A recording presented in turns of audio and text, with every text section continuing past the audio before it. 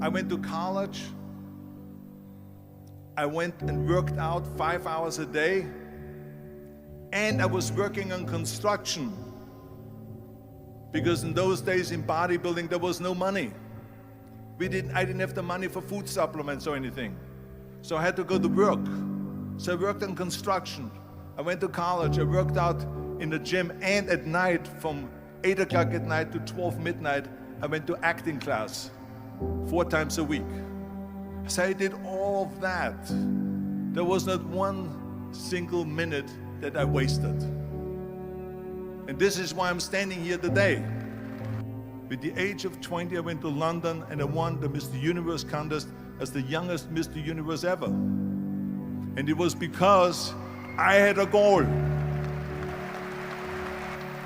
You see, if you don't have a vision of where you go, and if you don't have a goal where you go, you drift around and you never end up anywhere.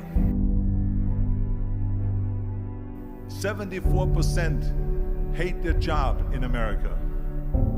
The majority of people don't like what they're doing because they're really not doing it because they didn't have a goal and they followed this goal. They just aimlessly drift around, and then all of a sudden there's a job opening, so they get that job because you have to work. But then when you work, it's a chore. It's work. It's not fun. So if you think about, only a quarter of the people really enjoy what they're doing in life. So people always ask me, when they saw me in the gym in the pumping iron days, they say, why is it that you're working out so hard? 5 hours a day, 6 hours a day, and you have always a smile on your face. The others are working out just as hard as you do, and they look sour in the face. Why is that? And I told people all the time, I said, because to me, I'm shooting for a goal. In front of me is the Mr. Universe title. So every rep that I do gets me closer to accomplishing that goal, to make this goal, this vision turn into reality. Every single set that I do, every repetition, every weight that I lift will get me a step closer to turn this goal into reality. So I couldn't wait to do another 500-pound squat. I couldn't wait to do another 500-pound bench press. I couldn't wait to do another 2,000 reps of sit-ups. I couldn't wait for the next exercise. So let me tell you something, visualizing your goal and going after it makes it fun. You got to have a purpose no matter what you do in life. You got to have a purpose. And Muhammad Ali worked his butt off. And I saw it firsthand. And I remember that there was a sports writer that was there in the gym when he was working out and he was doing sit-ups. And they asked him, how many sit-ups do you do? And he said, I don't start counting until it hurts. Now think about that. He doesn't start counting his sit-ups until he feels pain. That's when he starts counting. That is working hard. And so you can't get around the hard work. It doesn't matter who it is. Work your ass off. There is no magic pill. There is no magic out there. You cannot get around. You have to work and work and work. Make sure of this and make sure of that and all that stuff. So it's work. And it drives me crazy when people say that they don't have enough time to go to the gym for 45 minutes a day and work out. Or to do something for 45 minutes to an hour a day to improve. If it is physically improve or if it is mentally to improve. Imagine you read 1 hour a day about history. How much you will learn after 365 hours in 1 year. Think about if you study about the history of musicians, of composers, how much you would know. Imagine if you would work on a business, on some business that you want to develop every day for an hour.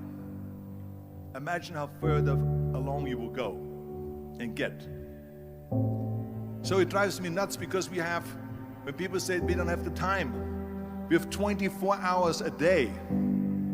We sleep 6 hours a day, so that gives you still 18 hours. There's someone shaking their head out here in front. They say probably, I don't sleep 6 hours, I sleep 8 hours, right? Or just sleep faster. So we have 18 hours a day. The average person works around 8 to 10 hours. So let's assume it's 10 hours, so we have 8 hours left. Then you travel around an hour a day, maybe 2 hours a day. So now you have still 6 hours left. So what do you do with these 6 hours? What do you do with these 6 hours? Then we eat a little bit, then we schmooze a little bit, talk a little bit to people and all that stuff. But you can see how much time there is available if you organize your day.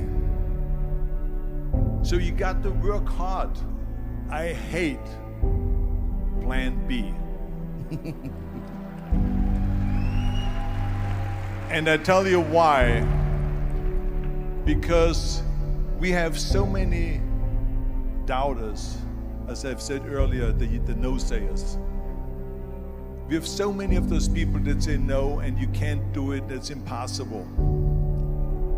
That is okay because we just turn off, as I said earlier, and we listen and we hear the no being a yes. You can't do it, you can do it, and all of that.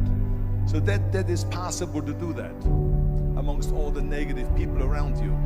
But when you start doubting yourself, that's very dangerous. Because now what you're basically saying is that if my plan doesn't work,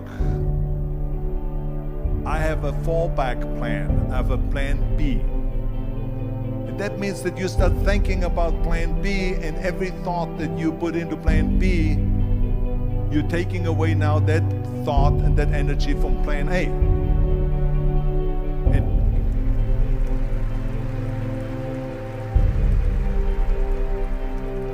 And it's very important to understand that we function better if there is no safety net, because plan B becomes a safety net. It says that if I fail, then I fall and I get picked up and I have something else there that will protect me.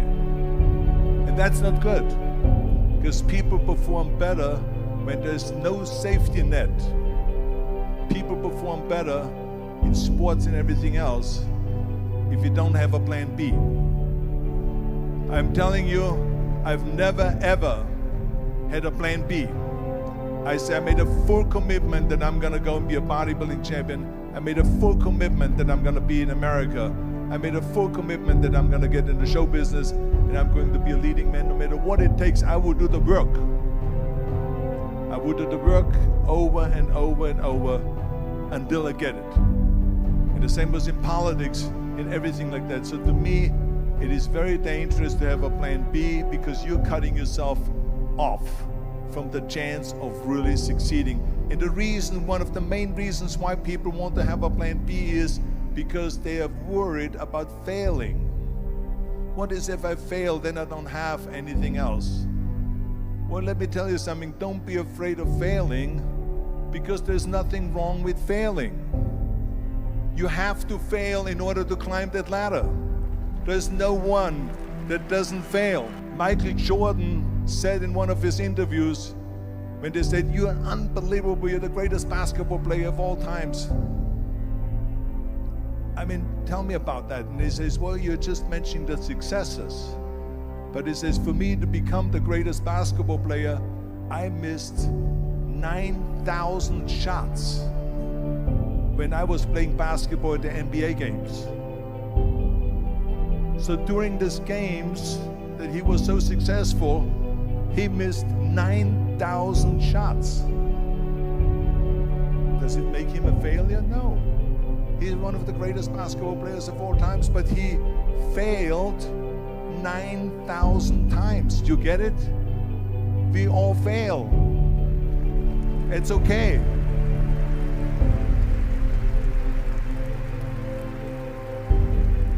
What is not okay is that when you fail, you stay down.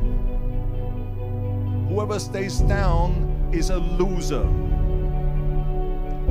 And winners will fail and get up, fail and get up, fail and get up. You always get up. That is a winner. That is a winner. I failed in bodybuilding. I lost bodybuilding competitions. I lost powerlifting competitions. I lost weightlifting competitions. I had movies that went in the toilet and that were terrible and got the worst reviews. And in politics, I remember I had many of the initiatives on the ballot, and we lost. My approval rating in California went down to 28%, and then it went back up again, and I won again the governorship. Hey, we all lose. We all have losses. This is okay, and this is why I say don't be worried about losing, because when you're afraid of losing, then you get frozen.